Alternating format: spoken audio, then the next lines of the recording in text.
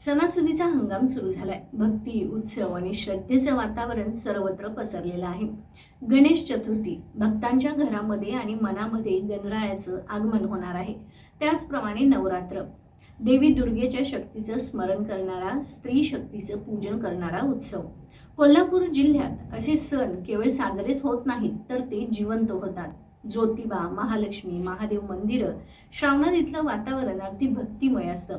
पण श्रद्धेच्या नावाखाली जर कुठं फसवणूक होत असेल तर ती गंभीर चिंता बनते. काही दिवसापूर्वी कोल्हापूरमधील ज्योतिबा मंदिराच्या बाहेर प्रसादासाठी विक्रीस ठेवले गेलेले पेढे कालबाह्य निघाले.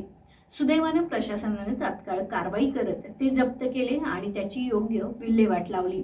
एक मोठा अनर्थ होण्यापासून टळला. पण हा एकच प्रसंग नव्हे. आजच्या काळात दुग्धजन्य पदार्थांमधून भेसळ ही मोठी समस्या बनलेली आहे. नकली दूध, खवा, पनीर, मिठाया रोज कुठं ना कुठं बनावट माल सापडतोयच. आणि दुर्दैवानं कायदा अशा भेसळीवर फक्त थोडासा दंड किंवा सौम्य शिक्षा देते. याचा सर्वात मोठा फटका कोणाला बसतो? तर आपल्याला, सामान्य नागरिकांना. नमस्कार, टी व्ही नेक्स्ट मराठीमध्ये मी ज्योती. आणि आपण परवाचीच घटना पाहिली की ज्योतिबावरती प्रसादाच्या बाबतीत खूप गैरप्रकार झाला होता आणि अन्न प्रशासन अधिकाऱ्यांनी त्याला वेळीच रोखलं आणि एक मोठा अनर्थ होण्यापासून टाळला. खरं तर त्यांचं खूप कौतुक आहे. आणि आता गणपती येत आहेत आणि प्रसादाचं वाटप किंवा त्यानंतर नवरात्री उत्सव येतो आहे आणि प्रसादाचं वाटप खूप मोठ्या प्रमाणात होत असतं. मग त्यासाठी प्रसाद देणाऱ्यांनी आणि प्रसाद घेणाऱ्यांनी कोणत्या नियमाची किंवा कोणती प्राथमिक काळजी घेतली पाहिजे आपण अधिकाऱ्यांकडूनच जाणून घेऊया. त्यासाठी आपण आलो आहोत उदय लोहोकरे सर. हे आहेत अन्न प्रशासनमध्ये सहाय्यक अधिकारी. नमस्कार. स्वागत आहे तुमचं आपल्या टी व्ही नेक्स्ट मराठीमध्ये. आणि माझा तुम्हाला पहिला प्रश्न असेल की आता हे सार्वजनिक ठिकाणी प्रसाद वाटप वगैरे करताना अन्न सुरक्षा नियमांचे कोणते निकष असतात, बंधनकारक आहेत? सर्वात प्रथम याच्यामध्ये अन्न सुरक्षा कायद्याअंतर्गत प्रत्येक अन्नपदार्थ तयार करून वाटप करण्यासाठी नोंदणी करणं आवश्यक आहे. आणि ती नोंदणी जी आहे त्याची जी प्रक्रिया आहे ती संपूर्ण ऑनलाईन आहे. त्याच्यामध्ये सीझनल प्रसाद डिस्ट्रीब्युशनचं जे आहे तर त्याच्यावरती ऑनलाईन नोंदणी foscos.fssi.gov.in या साईटवर जाऊन ऑनलाईन करायची आहे. आणि प्रत्येक प्रसाद वाटप करणाऱ्या मंडळांनी ती नोंदणी करून ऑनलाईन प्रमाणपत्र जे घेणं हे बंधनकारक आहे.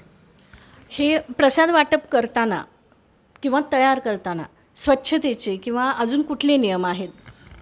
सगळ्यात पहिले जे आहे की आपण ज्या ठिकाणी प्रसाद तयार करतो ती जागा स्वच्छ असली पाहिजे आणि तिथं जे आहे धूळ, कीटक वगैरे याचा प्रादुर्भाव नसला पाहिजे. त्याचबरोबर प्रसाद तयार करणारी जी व्यक्ती आहे ती कुठलेही संसर्गजन्य रोग वगैरे त्याला नको, त्या दृष्टीने त्याची एक वैद्यकीय तपासणी करून प्रमाणपत्र वगैरे त्याचं ठेवलं पाहिजे. तिसरी गोष्ट जी आहे की प्रसाद तयार करताना जिथं पाण्याचा वापर होणार आहे ते पाणी पिण्यायोग्य महानगरपालिकेने पुरवठा केलेलं पिण्याचं पाणीच त्यांनी वापरायचं आहे. आणि ते पाणी जे आहे ते साठवताना देखील ते स्वच्छ भांड्यांमध्ये वगैरे साठवलं पाहिजे, ज्याच्यावर झाकण असणं आवश्यक आहे. त्याचबरोबर प्रसाद तयार करणारी जी व्यक्ती आहे त्यांनी डोक्याला कॅप वगैरे वापरावी आणि त्यांनी जे आहे स्वतः हात वगैरे सगळे जे आहेत ते स्वच्छ धुवावेत प्रसाद तयार करण्यापूर्वी, कारण प्रसादाचं पावित्र्य राखणं हे देखील आपलं कर्तव्य आहे. आता यावेळेस काय होते की उकडलेले गोड पदार्थ खूप वापरले जातात, जसं की खीर, मोदक. ते किती वेळेत संपवणं गरजेचं असतं? शक्यतो अन्नाचे जे नियम आहेत त्याप्रमाणे ताजं अन्न तयार करणं आणि ताजं वाटप करणं हेच अपेक्षित आहे. परंतु जे समजा अशा पद्धतीचे अन्नपदार्थ जर आपण तयार करणार असेल तर ते साधारण 2 ते 3 तासामध्ये आपण संपवलेले अधिक चांगलं आहे. त्याप्रमाणे त्या प्रसाद बनवताना जे मटेरियल वापरलं जातं, गूळ असू दे, तांदूळ, गहू, हे सगळं कोणत्या दर्जाचं असावं? सर्वात प्रथम जे आहे आपण जे काही कच्चे अन्नपदार्थ प्रसाद तयार करण्यासाठी घेणार आहेत तर त्याचे पक्कं बिल आपण ठेवावं. त्याचबरोबर ते अन्नपदार्थ आणल्यानंतर ते आपण स्वच्छ निवडून वगैरे घेतले पाहिजेत आणि त्याच्यानंतर ते वापरले पाहिजेत. आणि आपल्याला जर समजा त्याच्याबद्दल काही शंका वाटत असेल तर आपण त्याबद्दल जे आहे ते संपर्क करू शकता प्रशासनाशी. आत्ता एक नवीन पद्धत सुरू झाली आहे की पॅकिंगमध्ये प्रसाद दिला जातो, कारण तो लगेच खाता येत नसतो, जसे की गूळ असतो किंवा बुंदी असतात. त्यासाठी कोणते पॅकिंगमधल्या प्रसादासाठी काय नियम आहेत? पॅकिंगमधल्या प्रसाद जे आहे शक्यतो हाताला स्पर्श होऊ नये म्हणून जर ते पॅकिंग करत असतील आणि ते ताबडतोब भाविकांनी कंझ्युम करायचं असेल तर असं जे आहे ते व्यवस्थित फूड ग्रेड प्लास्टिकमध्ये ते पॅकिंग करावं. त्याचबरोबर त्याच्यामध्ये प्रसाद तयार करण्याची तारीख वगैरे जे आहे ते त्यावर नमूद करणं हे आवश्यक आहे कायद्यानुसार. कारण शेवटी हा जो आहे हा प्रसाद म्हणजे थोडक्यात ते भाविकांना एक कंझ्युम करण्यासाठी दिलं जाणारं एक भाविकांना भावनेतून दिलं जातं त्याच्यामुळं त्याला इतर नियमापेक्षा महत्त्वाचे हे जे नियम आहेत ते अपेक्षित आहेत. मंडळामार्फत मोठ्या प्रमाणावर आता प्रसाद वाटप केला जातो, त्यासाठी कोणती परवानगी आवश्यक आहे? परवानगी जी आहे त्याच्यामध्ये मी आत्ताच सांगितलं की आपण ऑनलाईन पद्धतीने त्याचं रजिस्ट्रेशन जे आहे foscor.fssi.gov.in या साईटवर नोंदणी करणं आवश्यक आहे.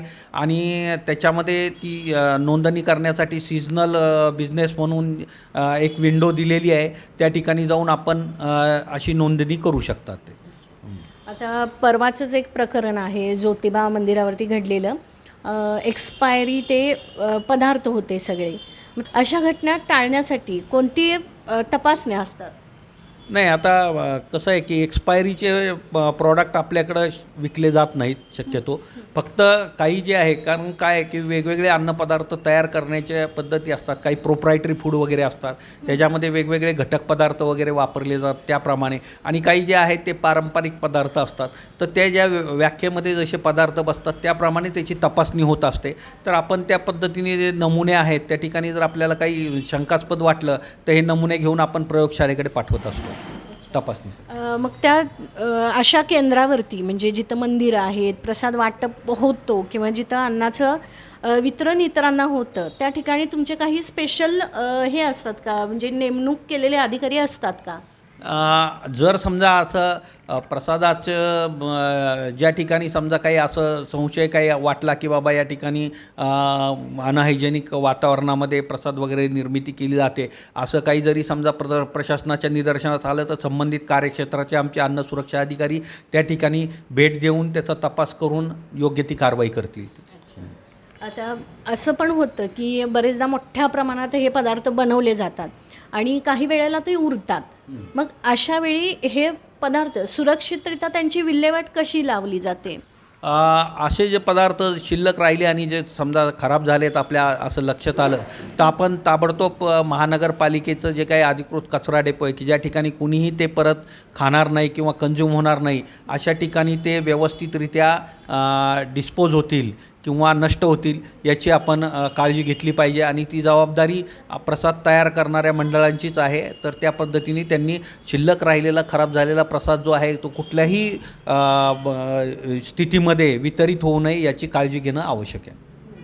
आता काही वेळेला असं होतं की भाविकच असतात, त्यांना प्रसाद वाटप करायचा असतो, मग त्यांच्यापैकी एखाद्यानं जर तो प्रसाद वाटप करायचं त्याच्यासाठी पण परवानगी घेणं आवश्यक आहे का? त्यासाठी देखील त्यांनी याच साईटवर नोंदणी करायची आहे आणि ती नोंदणी करून ते वाटप प्रसाद करू शकतात.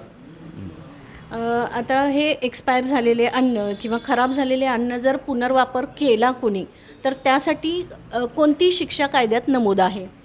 नाही, आता हे जे आहे हे पदार्थ वापरायला परवानगीच नाही. त्याच्यामुळं जर समजा असा प्रकार कुठं निदर्शनास आला तर त्या कायद्याच्या तरतुदीनुसार जे आहे ते त्याप्रमाणे कारवाई होणारच. त्याच्यावर त्याचे नमुने वगैरे घेतले जाणार आणि त्याच्यामध्ये जर सिद्ध झालं की याच्यामध्ये दोषी आहेत तर त्यांच्यावर जी कारवाई आहे ती नियमानुसार होईल. काय संदेश द्याल या गणपतीनिमित्त आणि जे उत्सव आता सुरू होणार आहेत, कोणती काळजी घेतली पाहिजे आणि लोकांनी कसं अवेअर राहिलं पाहिजे? गणेश उत्सव असो किंवा आता रक्षाबंधनपासून आपली सणासुदीची मोहीम प्रशासनाची सुरूच असते. ती साधारण 31 डिसेंबरपर्यंत प्रशासनामार्फत राबवली जाते. कारण आपलं प्रामुख्याने लक्ष सणासुदीच्या दिवसात जे काही कच्चे अन्नपदार्थ किंवा इतर तयार अन्नपदार्थ आहेत त्याचे नमुने आपण बाजारातून घेतच असतो. परंतु माझी सर्व भाविकांना हीच विनंती आहे की आपण हे सण उत्सव जे साजरे करतो ते खास करून आपल्या आनंददायी याच्यासाठी आणि त्याच्यामध्ये कुठलं विघ्न येऊ नये. जसं गणपती बाप्पा म्हणजे विघ्नहर्ता आहे, तर असं विघ्न येऊ नये याच्यासाठी आपण जर काळजी घेतली तर आपले हे सण उत्सव जे आहेत ते अतिशय आनंदाचे होतील. आणि माझ्या सर्व नागरिकांना जे आहेत गणेशोत्सवाच्या हार्दिक शुभेच्छा. म्हणूनच आपण जागरूक व्हायला हवं. प्रसाद, मिठाई किंवा कोणताही खाण्याचा पदार्थ घेताना एकदा बघा तो कुठून आलाय, ताजा आहे का, पॅकिंग, लेबल, एक्सपायरी डेट आहे का. बरेचदा आपण भक्तिपोटी देवाचा प्रसाद टाकू नये म्हणून खाऊन देतो. अशा वेळी सतर्क राहणं गरजेचं असतं. आपली श्रद्धा पवित्र असावी, पण अंधश्रद्धा कधीच नको. सण साजरे करा, पण सावधपणे आणि सजगपणे, कारण आरोग्य हेच सुख आहे.